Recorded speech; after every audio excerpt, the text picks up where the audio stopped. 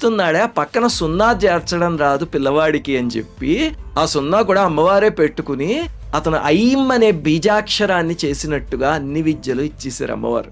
క్షణాల్లోనే అమ్మవారి దయ వల్ల ఎంతటి విద్యావంతుడైపోయాడంటే ఈ లోపల వేటగాడు వెతుక్కుంటూ వచ్చి పందేది అని అడిగాడు.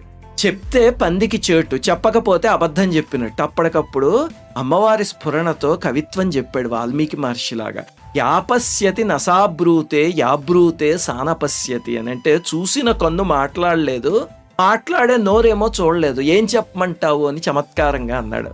ఆ తర్వాత సత్యవ్రతుడు అనే పేరుతో మహాపండితుడయ్యాడు. ఇది అమ్మవారి కారుణ్యం.